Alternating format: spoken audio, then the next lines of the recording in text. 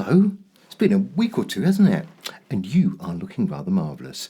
Today I'm talking about choruses. This is essential stuff for any pop writing songwriter. I think there's quite a bit of controversy about choruses, really. Do you need a zinging chorus that says, hello, I'm the chorus, and probably it changes key a couple of times and the choir comes in and it just says chorus all over it in capital letters, and you have it a few times at the end and it gets louder and louder, or can you get away with something a little bit more modest? I think, this is a personal view, but I think times have changed a little bit. I think there was a time when choruses had to have the chorus printed on it and you had to kind of build towards it. It was a fundamental part of any pop song. And I think things have changed a bit, and I think we can get away with not really having a chorus. And I also believe if you have a think about some of your own favourite songs, and I'm still in the genre of pop, but just think about some of your own favourite songs over the years that you've ever loved. I'm sure you're going to agree with me that some of them really don't have choruses, and it's not a new thing, but I think maybe there's a growing acceptance that a great pop song doesn't need a chorus. However, there is a caveat, and we'll come to that a little bit later. Right, the first single I ever bought when I was about, let's work it out, 11, was Wall Street Shuffle by 10cc. I still think it's a great track, but it's an odd track. It doesn't follow any particular formula. It's got bits and pieces in it. It flits from one kind of style to another. It is idiosyncratic, and it absolutely doesn't have a chorus. Now, I wasn't aware of that at the age of 11. I didn't sit down with it and think, this is an interesting pop song with no chorus. I just thought, I love that. But, that was back in the early mid-70s, and it was a hit. Ted CC were still building their reputation. There was nothing particularly wrong with it. Nobody said, don't listen to this one, it's got no chorus. I think most people will probably remember, this is the alternative, the other side of this. Remember Westlife? That rather, if I may say so, sort of forgettable Irish boy band who absolutely had a formula, and their formula included kind of songs that were written in that kind of classic pop music style. They weren't great songs, but that's my view, because I can't remember any of them. There were lots of them, and they all got to number one instantly. I can't remember any apart from that one, You Take Me Up. No, was it You? Anyway, that one.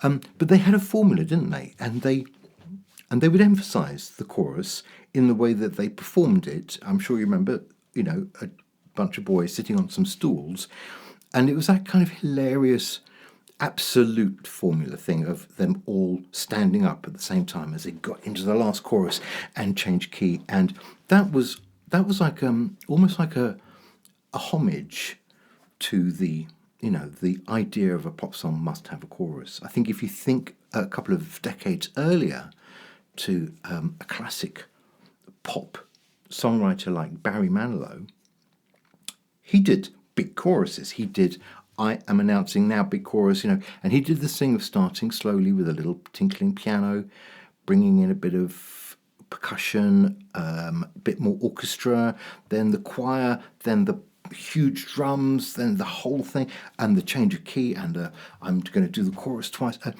But he did it, I think, personally, I think he did it with rather a lot of class.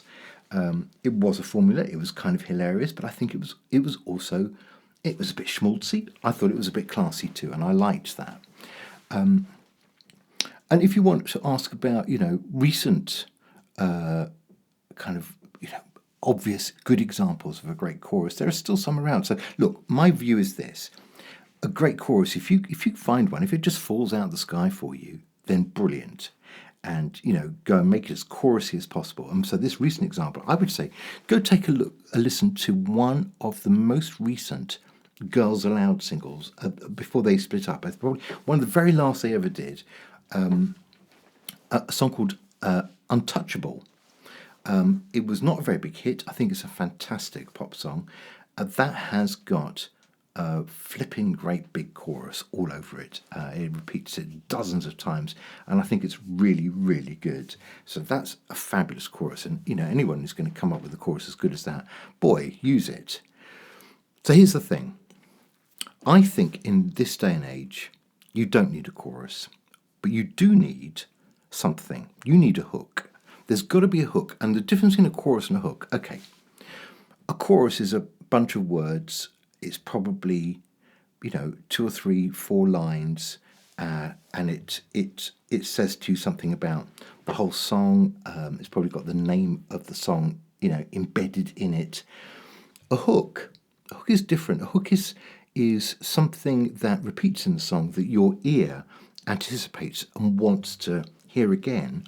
But a hook could be one line, it could be a couple of words, it could be a bit of the instrumental that is just so catchy that you anticipate it, you want to hear it more times. You look forward to the next time that bit of the song comes around again because your ear is waiting for it. That's a hook. It's a really important part of the songwriting process, but I just don't think it needs to be as grandly announced as a chorus always used to be. I think a hook can be something, as I say, it can just be a few words, a little bit of the instrumentation. It's just something that your ear thinks, oh, that is lovely, I want to hear it again. And then you give it to people again. You give it to people a few times, not too often, of course. You don't have to do the whole changing of key thing. I have a friend who absolutely hates anything that changes key. It's quite interesting, quite phobic towards a change of key in the middle of the song. I've never changed key in the middle of any of my songs, but I kind of want to reserve the right to do that at some stage, maybe when I'm a bit older. So that's it. Don't worry about choruses. Do worry about a hook. I think a great pop song does need to have something that gets into your ear and makes you want to hear it again and again. You're anticipating, looking forward to that moment when it comes around again. Right. So the last thing I want to say is, how do you get to that? How do you go from you're writing your song, you've got a reasonable verse, and you're thinking, right, now where do I go with this? How do you go from that verse bit to a chorus bit that has got something in it that's going to get people to come back? Now that is the trick. That's the thing that's really difficult. I think there are a number of ways you can kind of make that transition from writing your perfectly decent verse into something that takes off a little bit, or that gives you that little hook that repeats. I try to sing a melody line. When I finished doing my verse, I just try to sing a melody line. I'm not going to sing any actual words probably, because I probably won't know what those words would be.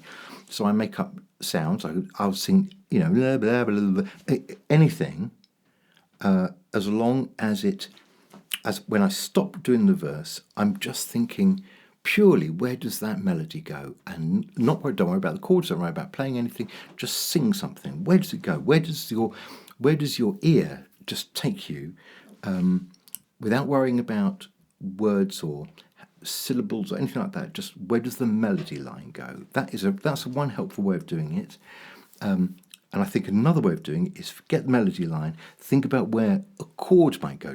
Just play around on your keyboard, on your guitar, so you get to the end of your verse and just try some interesting chords. A chord can inspire you to go completely elsewhere, that somewhere you were not expecting at all. So second way is forget about melody line, just think of a chord.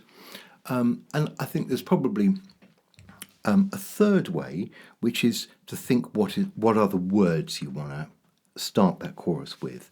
And again, it could be just it could be one line that is your chorus. We give it the name of chorus, but actually that's your hook. So what are the words? If you have the words, that's great, because that gives you the rhythm, it gives you the syllables, it gives you an idea of where you can go with that. Because I think if you've got actual words to sing, you'll be surprised how often the words kind of dictate a tune to you. So look, that's it. I think it's a difficult one, this, because I think going from verse to traditional chorus was always a tough gig. I think it doesn't have to be that tough because we don't need to go all chorusy. I do think a hook's important. I think, you want to try and make that transition as easy as possible. But that can be the heart of the song, is that moment of verse to hook. And, that's where I'm going to leave it there today, because in a couple of weeks' time, I will be releasing a new single, which is called Water on the Moon. It's going to be my second single from what will eventually be my fourth album. You've heard, I'm sure already, you'll have heard I Think I Love You. So this is going to come out at the end of February, I think 26th of February. It's going to be called Water on the Moon. And we can talk more about it nearer the time, but Water on the Moon doesn't really have a chorus. It does have a line that contains that line, Water on the Moon. There's a line, and I think that's the hook. And we'll talk a bit more about that, as I say, nearer its release date. So look, I think that's all for today, and it's always a pleasure. Tune in again for another adventure. In the meantime, stay safe, be good, and enjoy your pop music. Bye.